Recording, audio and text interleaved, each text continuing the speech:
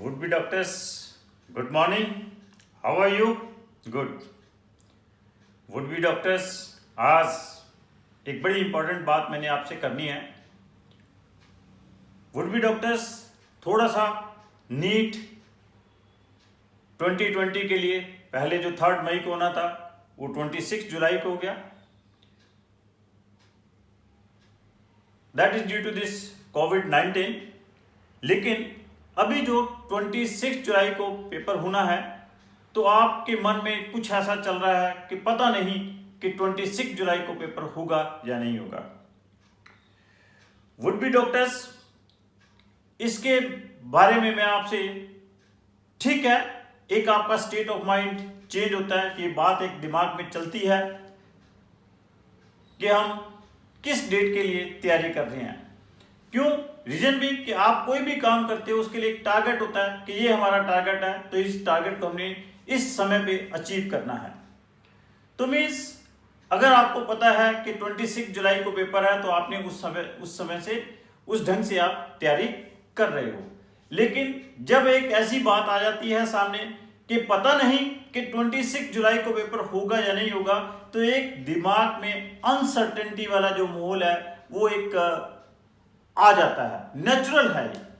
लेकिन would be doctors, आप देखिए, आपने जो नीट का एग्जाम देना है, नीट का एग्जाम किस लिए देना है?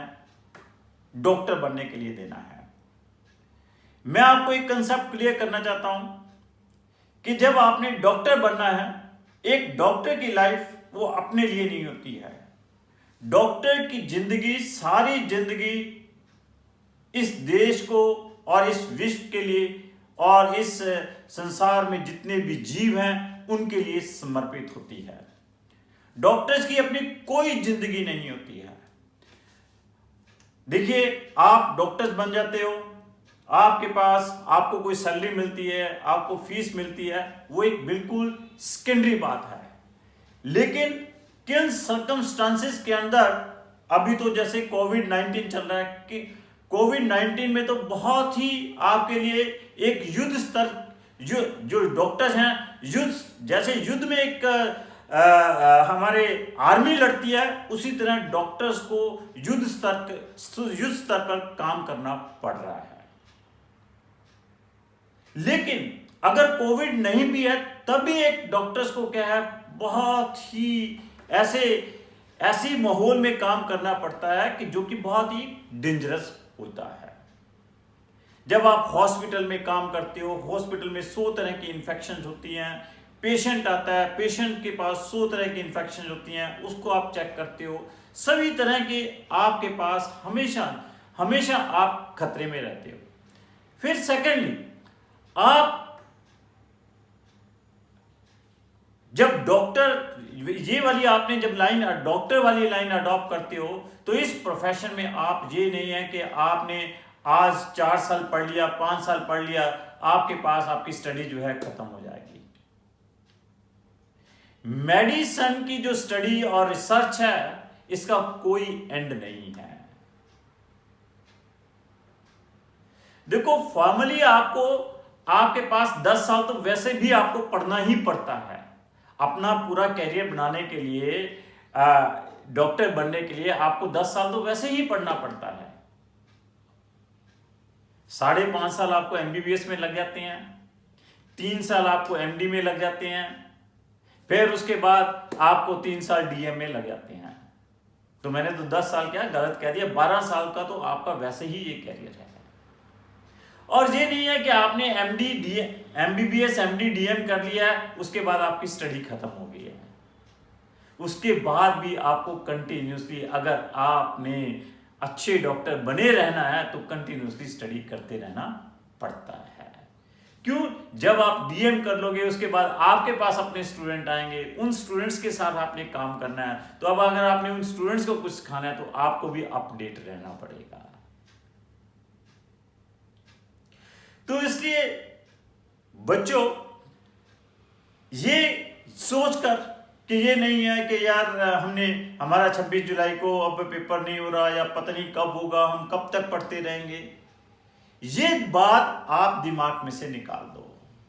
आपने डॉक्टर बनना है, डॉक्टर बनना है तो इट मीन्स दैट आपको सारी उम्र ही पढ़ना है। +2 की स्टडी करनी है, MBBS की करनी है, MD की करनी है, DM की करनी है, तो सारी through out means most of the life का मेजर पार्ट जो है आपका पढ़ने में जाना ही जाना है। ठीक है, अब आपके पास एक चीज लगता है कि आपको एक ही चीज को बार बार बार बार पढ़ना थोड़ा सा आपके लिए इसमें मुश्किल होती है। बट बच्चों, बार बार पढ़ने से आपके पास कभी भी नहीं होता। कभी आप एक पेज को पहले एक बार पढ़िए, फिर 2 बार पढ़िए, फिर तीसरी बार पढ़िए, फिर चौथी बार पढ़िए, बट यू विल फाइंड कि एवरी टाइम जब आप हर बार कोई रीडिंग कर रहे हो तो हर बार आपको उस पेज के ऊपर कोई ना कोई नई चीज मिल रही है। तो इसलिए इस चीज से तो मत घबराओ। इस चीज से आपने बिल्कुल घबराना नहीं है कि हमने एक ही चीज को हमें बार बार पढ़ना पड़ रहा है। पढ़िए, शौक से पढ़िए, आप नॉलेज के लिए पढ़िए, आप एग्जामिनेशन पॉइंट ऑफ व्यू से मत पढ़िए। और अगर आपके पास अपने इतनी बार पढ़ लिया या आप अपने आप में एक ऐसी स्टेज लेकर आइए कि आप मेरी तरह उसको पढ़ा सकें, एक टीचर की तरह उसको पढ़ा सकें, ऐसी परफेक्शन लेकर आइए। तो ये आप अपने दिमाग में बिल्कुल, आप चाहे आपके एग्जामिनेशन की डेट में चाहे अनसर्टेनिटी हो या है या नहीं है, या होगी या नहीं होगी, इसको आप साइड पे रखिए और आप अपने दिमाग में अनसर्टेनिटी मत लेकर आइए। आप मत सोचिए, आप अपना पढ़ते रहिए कि जब भी एग्जाम होगा, जो भी डेट आएगी, हम उस दिन के लिए तैयार हैं। आप कंटिन्यूसली अपना जो है फोकस जो है पढ़ने के ऊपर रखिए। अगर इन केस एक और मैं एक छोटा सा पॉइंट कहना चाहूंगा, अगर इन केस थोड़ी बहुत अगर आपके पास एग्जाम पोस्टपोन होता है, 26 जुलाई की बजाय कोई और डेट होती है, वैसे तो बहुत कम चांसेस हैं, बहुत कम चांसेस हैं। अगर इन केस होती भी है तो कोई घबराने वाली बात नहीं है। जैसे मैंने कहा, आपने डॉक्टर बनना है तो आपने तो पढ़ना ही पढ़ना है। तो क्या होगा? कुछ नहीं होगा। देखो, जैसे एग्जाम नजदीक आता है तो हमारी स्पीड बढ़ जाती है, जब एग्जाम थोड़ा सा लेट होता है तो हमें स्पीड अपनी कम करनी पड़ जाती है, और जब हम स्पीड थोड़ी कम करते हैं तो थोड़े टायर्ड भी कम हो जाते हैं। और जब स्पीड थोड़ी कम होती है, टायर्ड कम होते हैं, तो हमारे पास उसमें आउटपुट भी हमारी ज्यादा निकलती है। सो वुड बी डॉक्टर्स, इस चीज को आप दिमाग में बिल्कुल मत रखिए। आपने अपना अभी तो आज की डेट तक तो हमने अपनी तैयारी 26 जुलाई के लिए ही कर रहे हैं। और जो मैंने आज से 1 महीने पहले आपको शेड्यूल दिया था, आपने ऑलमोस्ट वो शेड्यूल खत्म कर लिया है। अब मैं आपको नेक्स्ट लेक्चर में नेक्स्ट 15 डेज का शेड्यूल देने जा रहा हूं। आपने उस 15 दिन के हमने नहीं देखना कि एग्जाम कब होना है, हमने अब क्या करना है, अपने 15 जो दिन का जो हमारे पास 1 महीना बचा है, 15 दिन के उस शेड्यूल को हमने डिवाइड कर लेना है, और हमने कल से अपने उस 15 डेज के शेड्यूल के ऊपर इंप्लीमेंटेशन कर देनी है। सो इन ब्रीफ मेरा आपसे यही अनुरोध है कि ये जो आपके पास बार बार आप वीडियो देखते हो, टीवी देखते हो, सुनते हो, इधर से पेपर पढ़ते हो, पता नहीं, एक चीज आप दिमाग में रखिए, आपका नीट का एग्जामिनेशन होगा ही होगा। और ये मैं अपना पर्सनल मेरा व्यू है, और ये एग्जाम होगा कब, मेरे अकॉर्डिंगली ये अब 26 जुलाई को हो ही रहा है। बट इन केस अगर पोस्टपोन भी होता है तो आपको कोई घबराने की जरूरत नहीं है। और आपसे मेरा यही निवेदन है कि इस बात को आप दिमाग में रखो ही मत कि हमारे एग्जाम कब होने वाला है। इस चीज को आप बिल्कुल, आपने इसको बिल्कुल साइड पर रखना है। जब भी आपका एग्जाम होगा, जब पहली बात तो ये 26 जुलाई को हो रहा है, इन केस अगर कुछ भी होता है तो हम उसके लिए भी पूरी तरह से तैयार हैं। क्लियर? सो बच्चों, this is my 26th lecture of physics crash course. In all these lectures, last lecture I have finished gravitation. up to gravitation तक मैंने सारा कर लिया है. means motion in one dimension, vectors, projectile, laws of motion, friction, work power energy, circular motion, rotational motion, gravitation तक हमने complete कर लिया है. इनमें मैंने आपको कंप्लीट हर चैप्टर के सिनॉप्सिस बतला दिए हैं और इन चैप्टर के जो अच्छे इंपॉर्टेंट एक्सपेक्टेड क्वेश्चन हैं जो 26 जुलाई को आ रहे हैं वो मैंने आपके साथ डिस्कस कर दिए हैं. प्लस इन सभी चैप्टर्स के मैंने जो लास्ट 20 इयर्स में नीट में, AIPMT में, CBSE PMT में जो क्वेश्चन आए हुए हैं वो भी मैंने आपके साथ सभी डिस्कस कर दिए हैं. तो आज वुड बी डॉक्टर्स मैं आपके साथ एक नया टॉपिक शुरू कर रहा हूं और एक मीन्स अब तक हमने जो कर भी लिया है उसमें ऑलमोस्ट हमारे पास 11 से लेकर 13 तक क्वेश्चन आने की पूरी उम्मीद. हर साल जितने हमने अब तक टॉपिक किए हैं इनमें से लगभग 11 से लेकर 13 तक क्वेश्चंस आ जाते हैं. कई बार 11 आते हैं, कई बार 12 आ जाते हैं, कई बार 13 आ जाते हैं. तो मीन्स हमने एक तरह से जो हमारे पास 45 क्वेश्चन हमारे पास नीट में आने हैं उन 45 क्वेश्चन में से हमने 11 से लेकर 13 क्वेश्चन हमने तैयार कर लिया है. मतलब हमने 30% पेपर जो है मैंने आपके साथ 30% पेपर आपको तैयार करवा दिया है. तो आज हम एक जो चैप्टर शुरू करेंगे उस चैप्टर में भी 2 क्वेश्चंस नीट में आते हैं.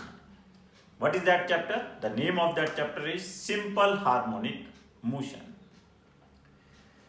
So would be doctors, what is this simple harmonic motion? देखो एक periodic motion होता है, any motion which is repeating after an equal time interval उसे हम periodic motion कहते हैं. The motion एक oscillatory motion होता है.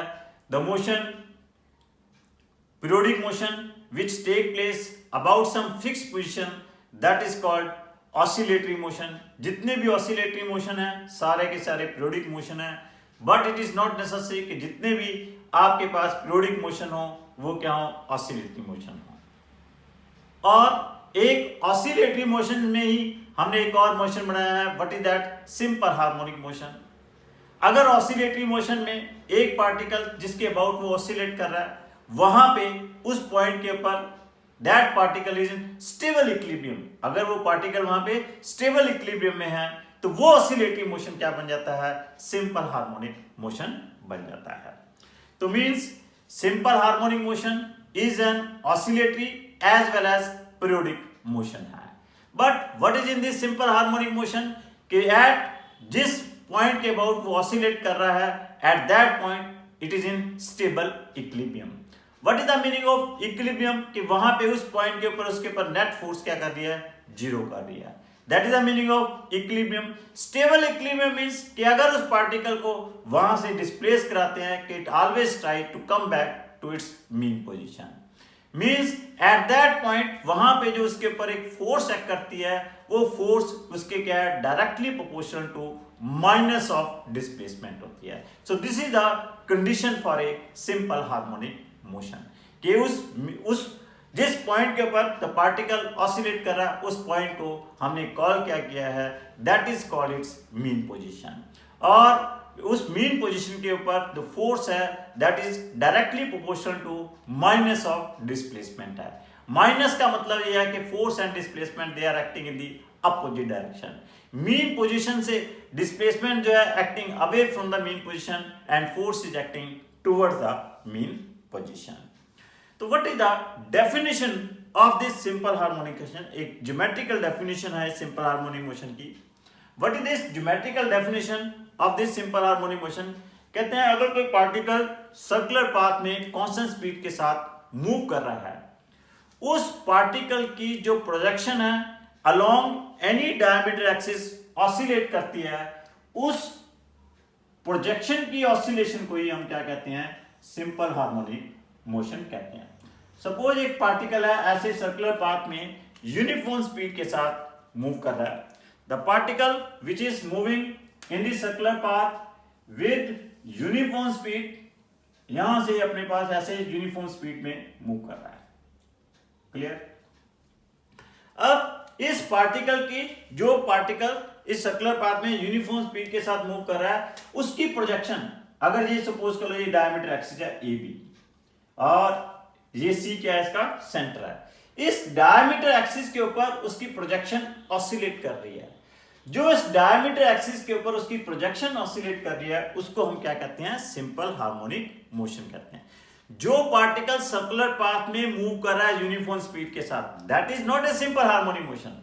लेकिन जो उसकी प्रोजेक्शन ऑसिलेट कर रही है, कहां पे, डायमीटर एक्सिस के ऊपर, वो कभी ऊपर जाती है, ऊपर से नीचे आती है, फिर मीन पोजीशन से नेगेटिव एक्सट्रीम पोजीशन की तरफ जाती है, फिर नेगेटिव एक्सट्रीम पोजीशन से मीन की तरफ आती है, फिर मीन पोजीशन से पॉजिटिव एक्सट्रीम पोजीशन की तरफ जाती है।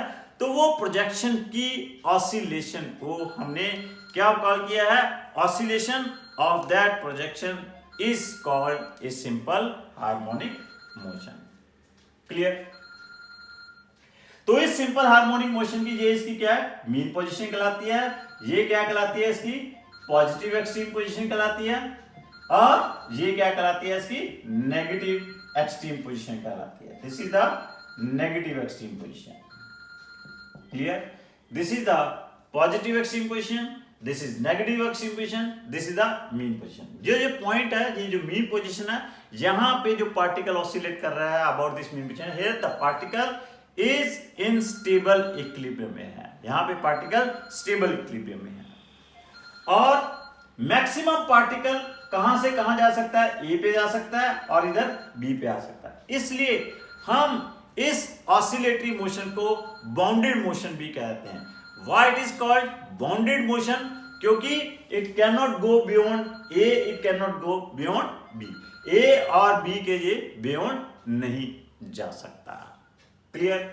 और इस पार्टिकल की मीन पोजीशन से किसी भी इंस्टेंट के ऊपर जो डिस्टेंस होगा, दैट इज कॉल्ड इट्स, वो क्या कहलाएगी, इसकी डिस्प्लेसमेंट। वाई इसकी क्या है, डिस्प्लेसमेंट ऑफ द पार्टिकल है। और मैक्सिमम डिस्प्लेसमेंट इसकी क्या हो सकती है, दैट इज आर। ये maximum, c is the maximum displacement. This is called amplitude of the particle. और इस समय, इस इंस्टेंट के ऊपर, इस डिस्प्लेसमेंट के ऊपर जो इसने एंगल बनाया हुआ है, जो एंगल प्रोजेक्ट किया हुआ है विद एक्स एक्सिस, ये थीटा, इसे क्या कहते हैं, this is called phase of the particle, और this is called phase of the particle, और it is also known as angular displacement. तो यहां पे हम y क्या लिख सकते हैं, y is written as r sin theta. This is the displacement of the particle which is executing simple harmonic motion, और y is equal to क्या है यहाँ पे, r sin omega t। What is here omega? That is 2 pi upon capital T into small t. Clear? What is here capital T? Capital T is the time period. Time period means time taken by the particle just to complete one oscillation. One oscillation means it is the time taken by the particle just to go from mean position to positive extreme position, then positive extreme position to mean position, then mean position to negative extreme position, negative extreme position to mean position. और इन सब में इनको same time लग रहा है। Mean से extreme तक जाने में भी कितना टाइम लग रहा है, t/4। एक्सट्रीम से मीन में आने में कितना लग रहा है, t/4। फिर मीन में नेगेटिव एक्सट्रीम पे जाने में कितना लग रहा है, कैपिटल T/4। फिर बी से एक्सट्रीम, नेगेटिव एक्सट्रीम से मीन में आने में भी कितना लग रहा है, कैपिटल T/4। सब में सेम टाइम लग रहा है, from C to A to C, C to B, B to C। Sometimes क्या है, if the particle is not starting its motion from the mean position, it is starting its motion some other point from the mean position। तो उस case में वहां पे जो इसने already angle project किया होगा, that is called its initial phase of the particle, that is called phase of the particle at time t is equal to 0। उस केस में जो इसकी डिस्प्लेसमेंट है, it is written as y is equal to r sin 2 pi upon capital T into small t plus phi. Here phi is the initial phase of the particle. Phi क्या है?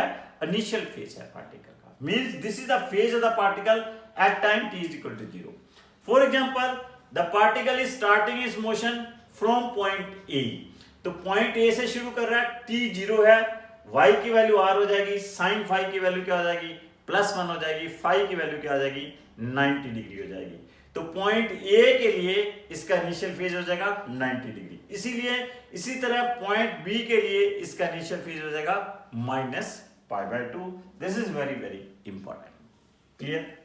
तो बहुत अच्छा question यहां पे भी आ जाता है, यहां पे बड़ा अच्छा सिंपल सा, देखो सिंपल हार्मोनिक मोशन में हर बात के ऊपर, हर फॉर्मूले के ऊपर आपके पास जितने भी हर चीज के ऊपर आपके पास क्वेश्चंस हैं और बड़े सिंपल क्वेश्चन है। एक बार कंसेप्ट क्लियर हो गया, आपका कंसेप्ट क्लियर है तो आपके पास कोई भी किसी तरह का भी क्वेश्चन आ जाए आपको कोई दिक्कत नहीं होगी। तो first question it can be asked 26 जुलाई को पूछा जा सकता है कि particle is executing simple harmonic motion whose amplitude is r। It can be asked कि what is the displacement and distance of the particle in one oscillation. One oscillation में इसकी डिस्प्लेसमेंट क्या होगी और इसका डिस्टेंस ट्रेवल्ड क्या होगा। देखो इन वन ऑसिलेशन इस displacement will be equal to 0 and और डिस्टेंस ट्रेवल्ड क्या होगा 4r होगा। क्यों? रीजन भी कि जब ये वन ऑसिलेशन कंप्लीट कर देगा तो पार्टिकल वापस क्या आ जाएगा, मीन पोजीशन के ऊपर आ जाएगा और जब वो मीन पोजीशन के ऊपर आ जाएगा डिस्प्लेसमेंट क्या होगी 0 और डिस्टेंस ट्रेवल इस केस में क्या हो जाएगा, पहले C to A R, फिर A to C R, फिर C to B R, फिर B to C R, तो डिस्टेंस ट्रेवल क्या हो जाएगा 4r हो जाएगा।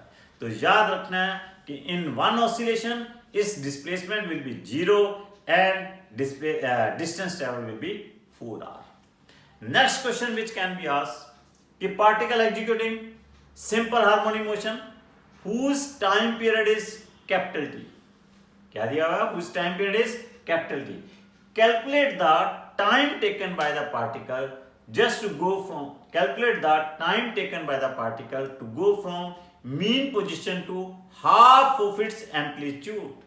पार्टिकल को मीन पोजीशन से हाफ ऑफ इट्स एम्पलीट्यूड जाने में कितना टाइम लगेगा, इसका याद रखो बच्चों।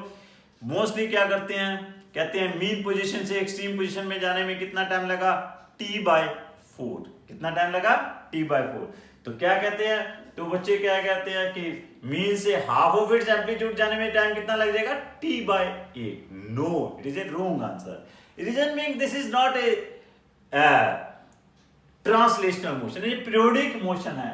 इसका अगर हम ग्राफ भी प्लॉट करते हैं, यहाँ पे y और t का जो ग्राफ आता है it will be this sine curve, this is a sine curve, ऐसे साइन कर्व आती है। मेरे साइन कर्व में क्या है, this is the displacement at y is equal to 0। थोड़ा सा मैं और ठीक कर देता हूं क्योंकि हमारा एम्पलीट्यूड यहां तक है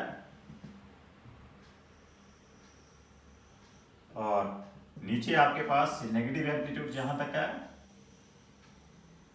तो ये आपके पास क्या है, graph between displacement and time है। This is not a displacement is not a directly proportional to time, it is a periodic है। आपके पास time t is equal to 0 के ऊपर डिस्प्लेसमेंट क्या है 0 है, t is equal to capital T/4 के ऊपर इसकी डिस्प्लेसमेंट मैक्सिमम है, t is equal to capital T/2 के ऊपर इसकी फिर डिस्प्लेसमेंट क्या आती है 0 जाती है, फिर t is equal to 3T/4 के ऊपर क्या आती है नेगेटिव मैक्सिमम हो जाती है, t is equal to capital T के ऊपर क्या आती है 0 सकते हैं। तो आप यहाँ पे ये नहीं कह सकते कि half of its amplitude means इस हाफ ऑफ इट्स एम्पलीट्यूड में ये जो टाइम है इट विल बी t/8, ये नहीं हो सकता, ये हमें देखना पड़ेगा। तो हमने कौन सा टाइम निकालना है, time taken by the particle just to go from mean position to half of its amplitude means y is equal to r/2 बनने में कितना टाइम लगेगा। तो आप y की वैल्यू r/2 सब्स्टिट्यूट कर दीजिए। r/2 is equal to r sin 2 pi upon capital T into small t। r यहां पे कैंसल आउट हो जाएगा, तो this becomes 1/2 sin 2 pi capital T into small t। 1/2 क्या होता है? That is sine π/6। तो 2 पाई अपॉन कैपिटल T स्मॉल t इज इक्वल टू क्या आ गया? π/6। तो यहां से स्मॉल t क्या आ जाएगा? Capital T/12। Very very important, this is very important question. Time taken by the particle just to go from mean position to, particle को मीन पोजीशन से हाफ ऑफ इट्स एम्पलीट्यूड जाने में time कितना लगेगा? Capital T/12 लगेगा। Clear? Similarly अब next question पूछा जा सकता है, what is the time taken by the particle just to go from half of its amplitude to extreme position.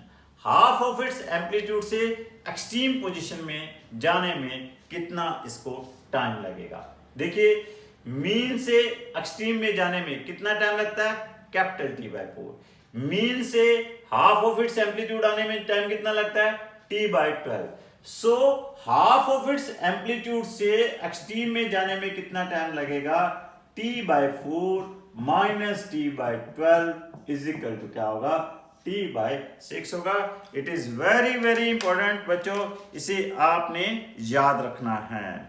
पता तो चल ही गया आपको क्या आ गया कि मीन से हाफ ऑफ इट्स एम्पलीट्यूड जाने में कितना टाइम लग रहा है? T/12।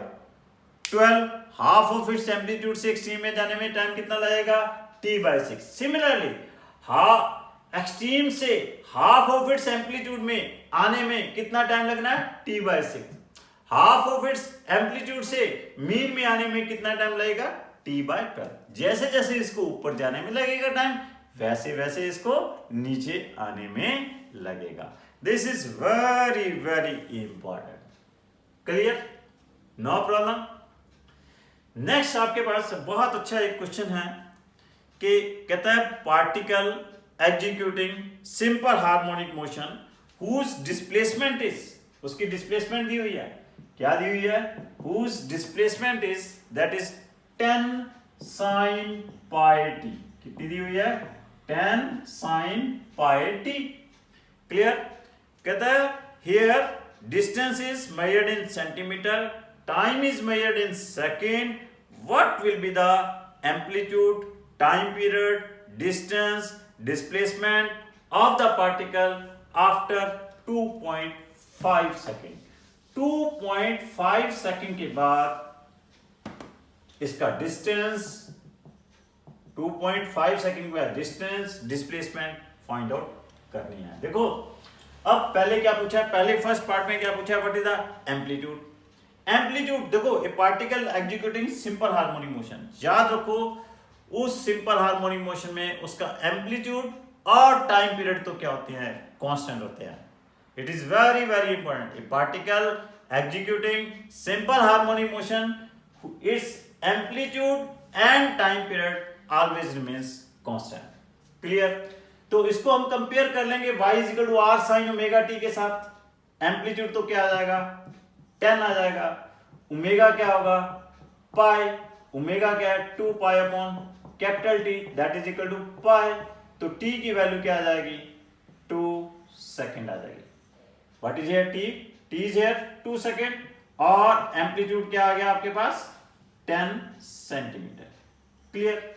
Now it is asked कि distance and displacement after 2.5 second. 2.5 second के बाद इसकी डिस्टेंस और डिस्प्लेसमेंट क्या होगा? अब देखिए 2.5 सेकेंड, इसका टाइम पीरियड कितना है? 2 सेकेंड है। मतलब कि 2 सेकेंड में तो आपके पास इसका डिस्टेंस ट्रेवल क्या हो जाएगा? 4 into r that will be 4 second. 2 second के बाद इसका डिस्टेंस ट्रेवल क्या होगा? Distance will be equal to 40 centimetre. और डिस्प्लेसमेंट क्या होनी है इसकी? डिस्प्लेसमेंट क्या होनी है? वो 0 होनी है। अब आपके पास कितना टाइम रह गया? Simple 0.5 second. 0.5 सेकेंड क्या हुआ? 1/4 ऑफ द टाइम पीरियड, क्योंकि टाइम पीरियड क्या है 2 सेकेंड, इसका 1/4 क्या होगा? 0.5, दैट इज t/4। अब 2 सेकेंड में पार्टिकल वापस यहां पहुंच गया मीन पोजीशन पे। अब t/4 सेकेंड में फिर वापस से यहीं पे आ जाएगा। तो 0.5 सेकेंड में इसका डिस्टेंस क्या होगा? Again it will be 10 centimetre, that is equal to amplitude. और डिस्प्लेसमेंट क्या हो जाएगी इसकी? 0.5 सेकेंड में डिस्प्लेसमेंट क्या हो जाएगी? That will be 10 centimetre. t/4 second के लिए डिस्टेंस और डिस्प्लेसमेंट तो क्या है? सेम है। ठीक हो गया? तो आपके पास 2.5 सेकेंड में टोटल डिस्टेंस ट्रेवल कितना आ जाएगा? 50 सेंटीमीटर। और टोटल डिस्प्लेसमेंट क्या आ जाएगी? 0 + 10, दैट बिकम्स 10 सेंटीमीटर। क्लियर? तो पहले हमने 2 सेकेंड की निकाल ली, फिर हमने 0.5 सेकेंड का देख लिया। So very important question. Clear? So, would-be doctors, remember, if we are having two simple harmonic motions which are oscillating perpendicular to each other, एक दूसरे के perpendicularly oscillate कर रहे हैं, ठीक हो गया? और एक सिंपल हार्मोनिक मोशन जो है उसकी इक्वेशन जो है x इक्वल टू क्या है? a sin ओमेगा t है। उसकी इक्वेशन क्या है? That is x equal to a sin omega t। और जो दूसरा सिंपल हार्मोनिक मोशन है वो क्या है?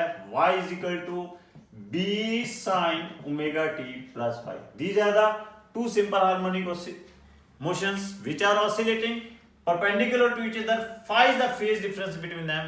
a और b क्या है? इनके एम्पलीट्यूड है। कहते हैं अगर ये दोनों सिंपल हार्मोनिक मोशंस एक दूसरे के ऊपर ओवरलैप हो जाते हैं, अगर इनको इकट्ठा कर देते हैं, तो इट कैन बी आस्क्ड आपके पास जो रिजल्टेंट मोशन बनेगा उसकी इक्वेशन क्या होगी? इंडिविजुअल की इक्वेशन जी है। अगर ये दोनों सिंपल हार्मोनिक मोशंस क्या कर लें? सुपर इंपोज कर जाएं, तो आपके पास रिजल्टेंट मोशन की इक्वेशन क्या होगी? जिसे हम जो रिजल्टेंट मोशन की इक्वेशन है उसे हम लेसेड्यूस इक्वेशन कहते हैं। When these two motions combine together, तो आपके पास रिजल्टेंट मोशन की जो इक्वेशन बन जाती है बहुत ही इंपॉर्टेंट है। That will be x square upon y square, ax square upon a square plus y square upon b square minus 2xy upon ab cos phi. This is equal to sin square phi. This is the equation of resultant motion when these two motions combine together. These are the two motions which are simple harmonic motions and which are oscillating perpendicular to each other having phase difference phi. अब यहां पे जो important question आते हैं, what are the important question? कहते हैं ऐसे motion में अगर फेज डिफरेंस कितना हो? 0 हो, तो आपके पास रिजल्टेंट मोशन की शेप क्या होगी? अगर इनमें फेज डिफरेंस 0 है, फाई की वैल्यू 0 है, साइन 0 0 बन जाएगा, कॉस 0 क्या हो जाएगा? 1 हो जाएगा। तो आपके पास ये क्या बन जाएगा? x upon a minus y upon b का whole square is equal to 0। Means x is equal to क्या आ जाएगा? y a अपॉन b आ जाएगा। इफ दोनों के बीच में फेज डिफरेंस क्या है? 0 है। तो मीन्स उस केस में रिजल्टेंट मोशन की शेप क्या होगी? Inclined straight line. Resultant motion की शेप क्या होगी? Inclined straight line. क्वेश्चन क्या होगा? There are two simple harmonic motions which are oscillating perpendicular to each other having same time period and their amplitudes are a and b. If the phase difference between them is 0, then shape of the resultant motion is what you will say कि shape of the resultant motion will be an inclined straight line because it is an equation of inclined straight line. अगर आपके पास इनके बीच में phase difference कितना हो? π/2 का हो। अगर फेज डिफरेंस क्या है? π/2 का है, फाई इज इक्वल टू क्या है? π/2 है, तो क्या होगा यहाँ पे? साइन स्क्वायर π/2 क्या बन जाएगा? 1, कॉस π/2 क्या बन जाएगा? 0। तो क्या हो जाएगा? x square upon a square plus y square upon b square, this is equal to 1। x square upon a square plus y square upon b square is equal to 1। It is an equation of a ellipse. ये किसकी equation है? Ellipse की equation है। तो resultant motion की जो shape होगी वो एलिप्टिकल होगी। Shape of the resultant motion will be elliptical. Clear. और यहां पे यार अगर ये दिया हो कि दोनों मोशंस के एम्पलीट्यूड सेम है, अगर एम्पलीट्यूड सेम होंगे x square plus y square is equal to क्या होगा, ए स्क्वायर बन जाएगा। In that case will say कि रिजल्टेंट मोशन की जो शेप होगी वो क्या होगी, सर्कुलर होगी। क्लियर। तो दो इसमें दो पार्ट हैं। अगर एम्पलीट्यूड अनइक्वल है, फेज डिफरेंस पाई बाय 2 है, तो आपके पास रिजल्टेंट मोशन की शेप क्या होनी है, एलिप्टिकल। अगर एम्पलीट्यूड सेम है, फेज डिफरेंस पाई बाय 2 है, तो रिजल्टेंट मोशन की शेप क्या होगी, सर्कुलर। क्लियर। अगर आपके पास कोई भी और अदर एंगल है तो उस केस में हम क्या कहेंगे, रिजल्टेंट मोशन की जो शेप होगी वो क्या होगी, ओब्लिक एलिप्स होगी। ये जो इक्वेशन है it is an equation of A oblique ellipse. Clear. तो आपके पास ओब्लिक वाला एक बड़ा अलग से क्वेश्चन है। तो तीन चीजें आपने याद रखनी है। एक फाई 0 के लिए incline straight line, phi pi by 2 के लिए elliptical, phi pi by 2 with equal amplitude के लिए क्या है आपके पास, सर्कुलर शेप है। क्लियर। नेक्स्ट है आपके पास when the particle is executing simple harmonic motion it is having velocity also. तो इसकी वेलोसिटी क्या होगी, आपके पास सिंपल हार्मोनिक मोशन क्या है, y इज इक्वल टू क्या है, a sin ओमेगा t। आप इसे डिफरेंशिएट कर दोगे, वेलोसिटी आ जाएगी। Velocity of the simple harmonic motion is क्या होगी, r omega that is cos omega t, और it can be written as r omega sin omega t plus pi by 2, और it can be written as omega under root of r square minus y square. This is the velocity of a simple harmonic motion at any time t. This can also be written as this is not y, this is v naught cos omega t.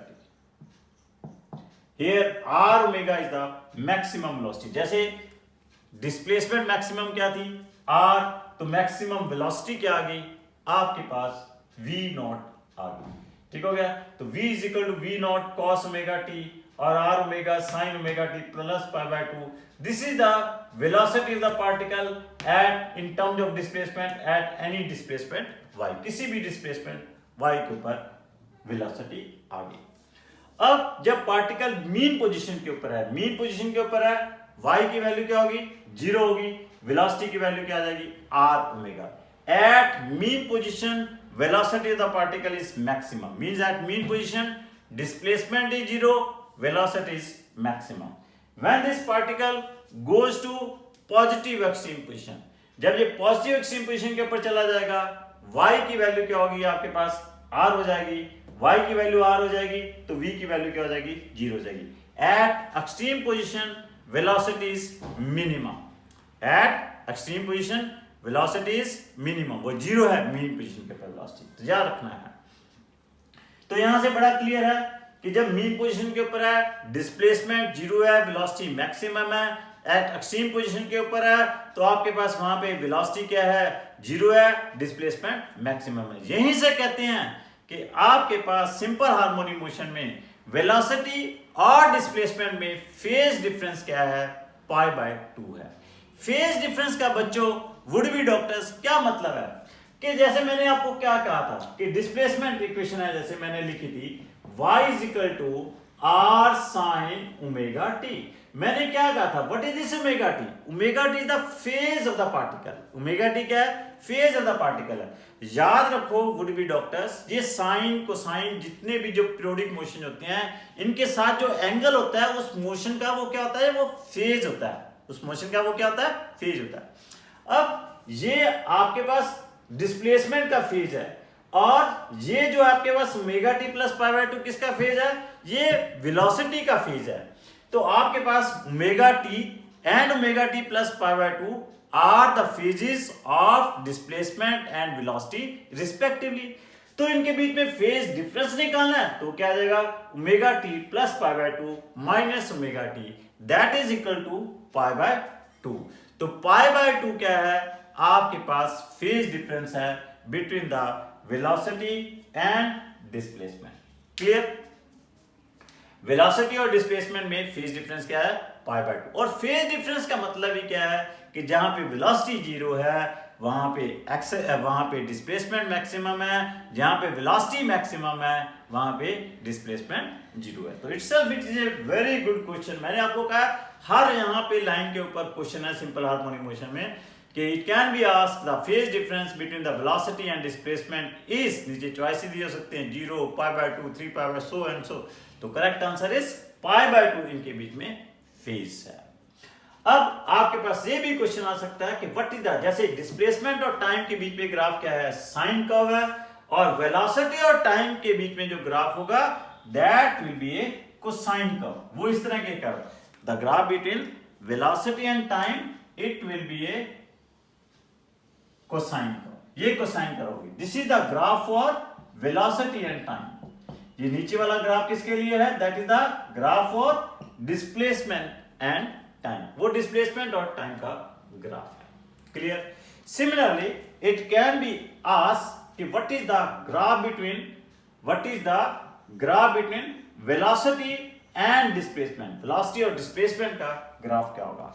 याद रखो in simple harmonic motion velocity displacement graph will be elliptical in shape. ये elliptical shape का आएगा। आप इसे prove भी कर सकते हो। v square is equal to क्या आ जाएगा? r square omega square minus omega square y square.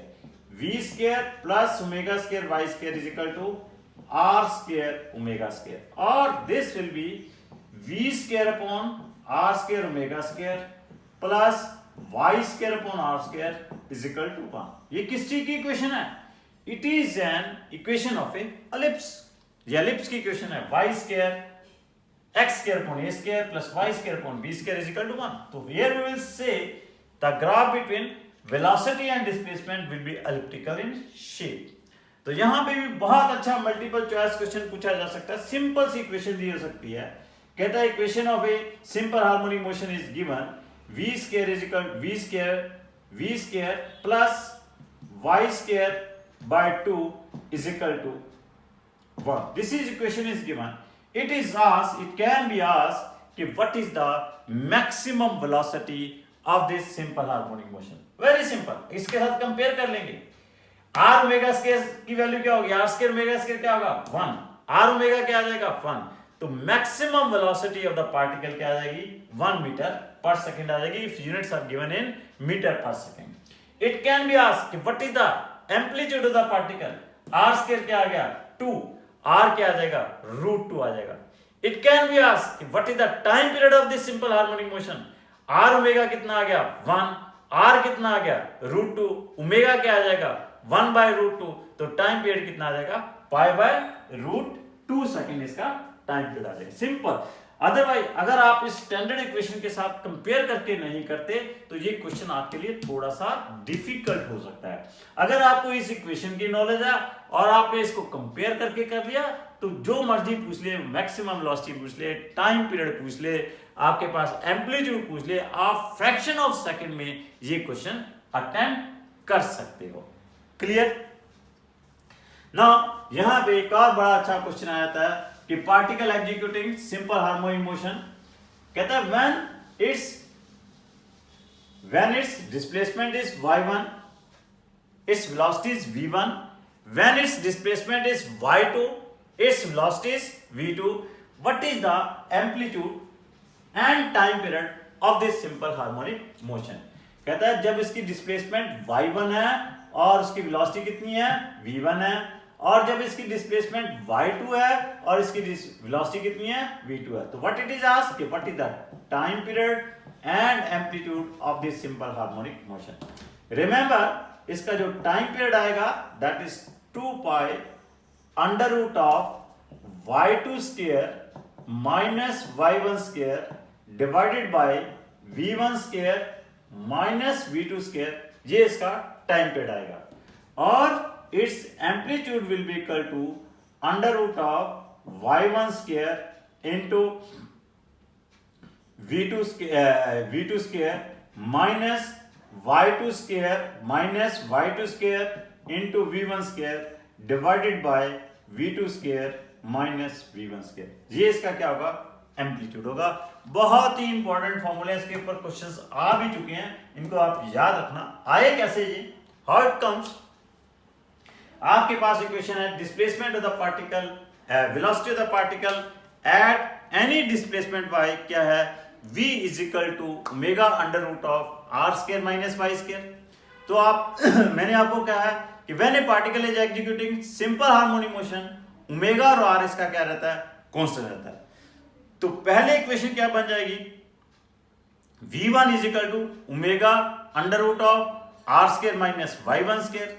फिर इक्वेशन क्या बन जाएगी, v2 is equal to omega under root of r square minus y2 square. पहले इन दोनों इक्वेशंस को स्क्वेयरिंग करके क्या कर दीजिए, सबट्रैक्ट कर दीजिए। स्क्वेयरिंग करके सबट्रैक्ट करोगे, आपके पास क्या आ जाएगा, एम्पलीट्यूड आ जाएगा। और फिर अगर आप पहले इन दोनों इक्वेशंस को क्या कर दीजिए, डिवाइड कर दीजिए। डिवाइड करने पे आपके पास क्या आ जाएगा, आर आ जाएगा।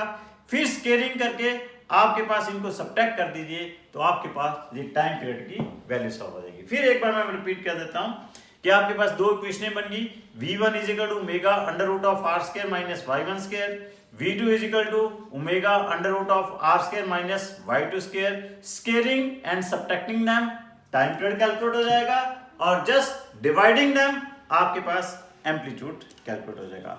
So thank you very much would be doctors for the today's lecture. So doctors, would be doctors, जैसे पता है कि सभी मेरी क्लासेस जो हैं इस राष्ट्र को समर्पित हैं, इस राष्ट्र के कोरोना वॉरियर्स को समर्पित हैं, और पीएम केयर फंड को समर्पित है। सो वुड बी डॉक्टर्स, आपने स्वस्थ रहना है, सुरक्षित रहना है, जागरूक रहना है, जागृत रहना है, और अपने दिमाग में से जितनी भी अनसर्टेनिटी है, जितनी भी अनिश्चितता है, वो आपने साइड पर रखनी है। सो वुड बी डॉक्टर्स, हारेगा कोरोना, जीतेगा इंडिया। इसके लिए हम एक थोड़ा सा शांति पाठ भी करेंगे। ओम देव शांतिरंतरिक्ष शांति पृथ्वी शांतिराप शांतिरोषध शांति वनस्पति शांति विश्वदेव शांति ब्रह्मा शांति सर्व शांति शांतिरेव शांति श्यामा शांति रेधि। ओम शांति शांति शांति।